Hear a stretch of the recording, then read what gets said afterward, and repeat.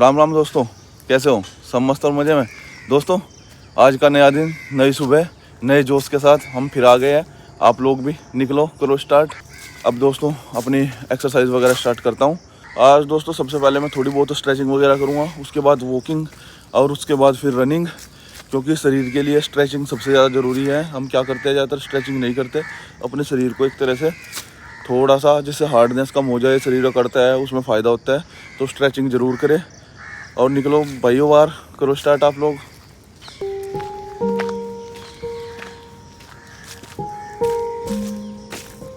हाय हाय भाई, सुबह सुबह वॉकिंग का भी मज़ा ही है। बहुत सारे चिड़िया, बुगले, तितली वगैरह आपको देखने को मिलेंगे। बढ़िया है कुल मिला के यार, मज़ा आ रहा है बात में। देखो कहते ही तितली दिख गई। अभी तितली की बात हुई और तितली हाजिर।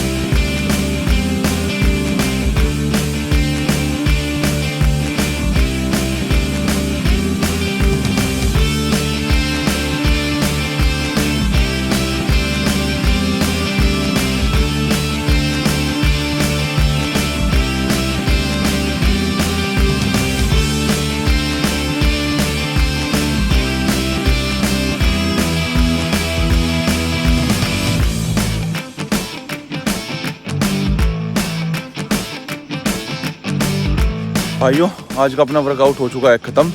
अब सुबह के टाइम पे मैं थोड़ा सा हल्का वर्कआउट करता हूँ। सुबह आके अपनी स्ट्रेचिंग वगैरह करके फिर जॉगिंग और रनिंग दोनों मिला के लगभग 2-2.5 किलोमीटर करता हूँ मैं। फिर उसके बाद अपना कुछ पेट के लिए एक्सरसाइज कर लेता हूँ, कुछ पीटी वगैरह कर लेता हूँ। सुबह के टाइम थोड़ा हल्का इसलिए कर दिया क्योंकि शाम को फिर जिम जाना होता है, वहाँ पर कार्डियो करता हूँ पहले, फिर वेट ट्रेनिंग करता हूँ। तो एक तरह से फिर काफ़ी ज़्यादा हो जाता है। शरीर अभी नया नया है तो ज़्यादा जोर नहीं डाल सकते, उसी हिसाब से थोड़ा मैनेज करके चलना आप लोग भी। अब दोस्तों बस अपना नहा धो के एक बार खाना खुना खा के फिर अपना काम धंधे पे निकलते हैं, अपना ऑफिस जाते हैं और शाम को फिर अपना जिम में मिलते हैं।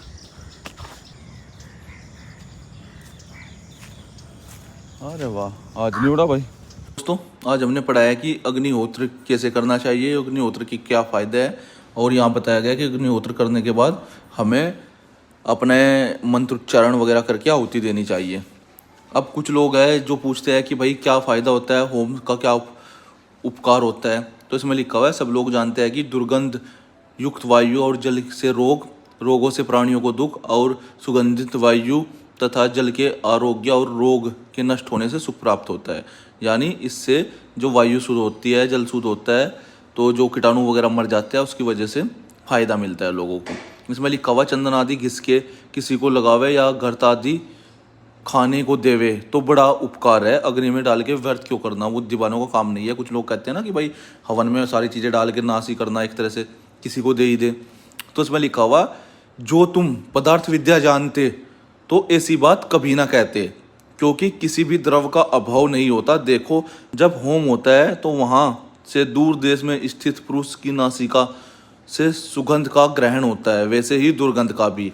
इतने से ही समझ लो कि अग्नि में डाला हुआ पदार्थ सूक्ष्म होके फैल के दूर वायु में जाके दुर्गंध की निवृत्ति करता है, यानी जो कीटाणु वगैरह होते हैं वो खत्म करता है वायु के अंदर से।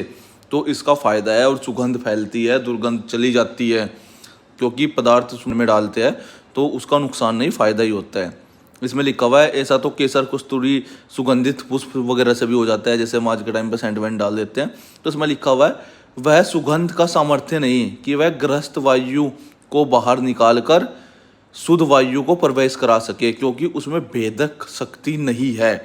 और अग्नि का ही सामर्थ्य है कि वह वायु और दुर्गंध युक्त पदार्थों को छिन्न भिन्न करके, हल्का करके बाहर निकाल कर पवित्र वायु को प्रवेश करा दे। क्योंकि जब हम हवन करते हैं ना, उसमें खाली ये नहीं कि भाई जो घी से सुगंध वगैरह पैदा होती है वो उससे जाती है, वैसे तो सेंट वगैरह से भी पैदा हो सकती है, पर जब हवन होता है ना तो उसमें जो आग जलती है तो उसकी वजह से जो आसपास के एनवायरनमेंट में गंदी चीज़ें होती है, जो कीटाणु होते हैं वो नष्ट हो जाते हैं, क्योंकि वो गर्म होती है हवा, उसमें से गर्म हवा निकलती है। तो उसमें लिखा हुआ है साफ साफ कि वो अग्नि का काम है, अग्नि ये ऐसी चीज़ कर सकती है, वैसे नहीं हो सकता।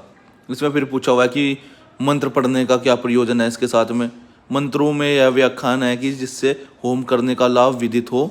मंत्रों में लिखा हुआ है कि क्या लाभ है, तो इसलिए वो और मंत्रों की आहुति से कंतष्ट रहे, वेद पुस्तकों का पठन पाठन और रक्षा भी हुआ है। जो हमारे पुराने वेद है, उपनिषद है, उनकी एक तरह से रक्षा होगी और हमें पता लगेगा पढ़ने से किसका क्या फ़ायदा है, वो सब उसमें लिखा हुआ है, इसलिए करते हैं। तो आप लोग ये भी समझिए कि इसके काफ़ी फ़ायदे हैं, और अपना पूजा पाठ तो करना ही चाहिए, वही चीज़ इसमें बताई हुई है।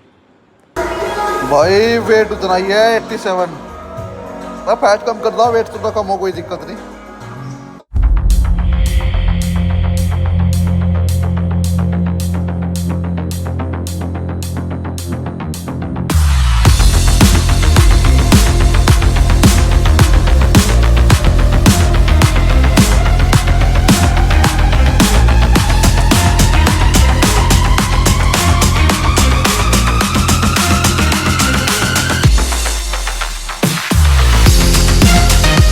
भाइयों पसीना बुरी तरह से आ गया, बिल्कुल टप टप। अभी मैंने कार्डियो कंप्लीट किया, अब अपनी वेट ट्रेनिंग करेंगे।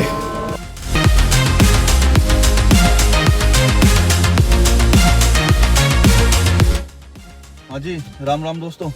अपना शाम का वर्कआउट हुआ कंप्लीट। अभी मैं जिम से निकला, पहले हमने काफ़ी सारा मैंने कार्डियो किया, उसके बाद वेट ट्रेनिंग की। अब दोस्तों अपना वर्कआउट कंप्लीट हो चुका है, तो अब एक बार घर जाके नहा धो के अपनी डाइट वाइट लेके फिर थोड़ा सा पानी और पीना है, पानी का टास्क कंप्लीट, फिर अपना एडिटिंग वगैरह करके लेटते हैं।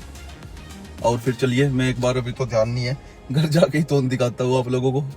और अगर आप लोगों ने शुरू नहीं किया तो दोस्तों स्टार्ट करिए, फुल मजा आएगा आप लोगों को। शुरू के 5-7 दिन तो लगेगा, अजीब सा शरीर वगैरह दुखेगा, उसके बाद मजा आना शुरू हो जाएगा। दोस्तों आज के अपने सारे टास्क हुए कंप्लीट, और आज की तोंद में साइड में लगा देता हूँ, आप लोग देख सकते हैं। चलिए दोस्तों, कल सुबह फिर मिलेंगे, कल फिर एक्सरसाइज करते हैं, और राम राम आप सभी को।